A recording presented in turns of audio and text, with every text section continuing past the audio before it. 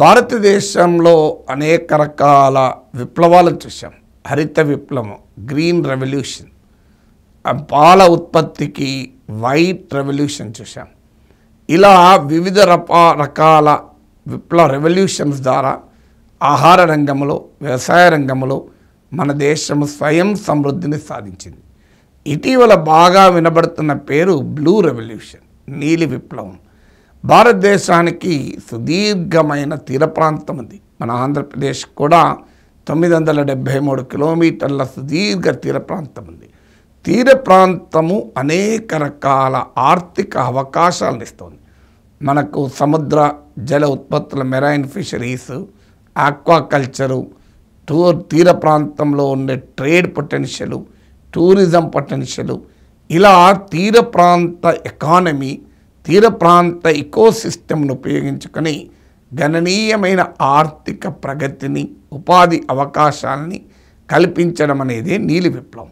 ఇటీవల మన ప్రధానమంత్రి కూడా చిలకలూరుపేట సభలో కూడా తమ ప్రభుత్వం నీలి విప్లవానికి ప్రాధాన్యతనిస్తోంది అని పేర్కొన్నారు. ఇంటరిమ్ బడ్జెట్లో కూడా నీలి విప్లవం గురించి ప్రస్తావించారు. అసలు నీలి విప్లవం అంటే ఏమిటి, దీనికి ఉన్న పొటెన్షియల్ ఏంటి, మన దేశంలో ప్రభుత్వము ఏ రకమైనటువంటి ఆలోచన నీలి విప్లవ విషయంలో ప్రవేశపెడుతోంది అనే అంశాలను ఇప్పుడు చూద్దాం. బ్లూ ఎకానమీ అనే పదం సముద్రం మరియు సముద్ర తీరాలకు సంబంధించిన ఆర్థిక కార్యకలాపాలను సూచిస్తుంది.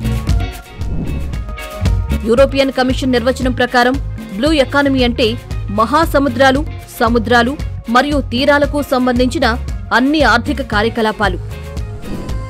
ప్రపంచ బ్యాంక్ ప్రకారం బ్లూ ఎకానమీ అనేది సముద్ర పర్యావరణాన్ని కాపాడుతూ ఆర్థిక వృద్ధి, మెరుగైన జీవనోపాధి మరియు ఉద్యోగాల కల్పన దిశలో సముద్ర వనరులను సుస్థిరంగా ఉపయోగించడం.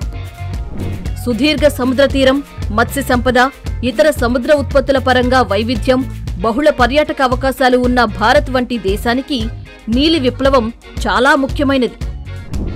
పునరుద్ధరణ, అనుసరణ చర్యలు, అలాగే బహుళ రంగాల్లో సమీకృత విధానంతో తీర ప్రాంత ఆక్వాకల్చర్, మేరీకల్చర్ కోసం ఈ పథకాన్ని ప్రారంభిస్తారు.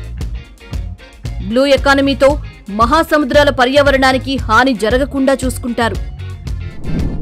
ఆక్వాకల్చర్ అనేది నీటిలో మొక్కలు, జంతువుల పెంపకాన్ని సూచించేది. ఉప్పు నీటిలో సముద్ర జీవుల పెంపకంతో పాటు వాటి సేకరణను మేరీకల్చర్ సూచిస్తుంది. 5 ఇంటిగ్రేటెడ్ ఆక్వా పార్కుల ఏర్పాటును కూడా భారత ప్రభుత్వం చేస్తుంది. ఆక్వాకల్చర్ ఉత్పాదకతను హెక్టారుకు 3 టన్నుల నుంచి 5 టన్నులకు పెంచేందుకు ప్రధానమంత్రి మత్స్య సంపద యోజనను పెంపొందించబోతున్నారు. సమీప భవిష్యత్తులో 1,00,000 కోట్ల రూపాయల వరకు రెట్టింపు ఎగుమతులు, 55 లక్షల మందికి ఉపాధి అవకాశాలకు ఆస్కారం కలుగుతుంది. భారతదేశంలో బ్లూ ఎకానమీ పాలసీ ఉందా? 2024 బడ్జెట్ డాక్యుమెంట్ బ్లూ ఎకానమీ 2.0ను సూచిస్తుంది. భారతదేశ బ్లూ ఎకానమీపై ముసాయిదా పాలసీ ఫ్రేమ్ వర్క్ను మొదట 2022 జూలైలో విడుదలైంది.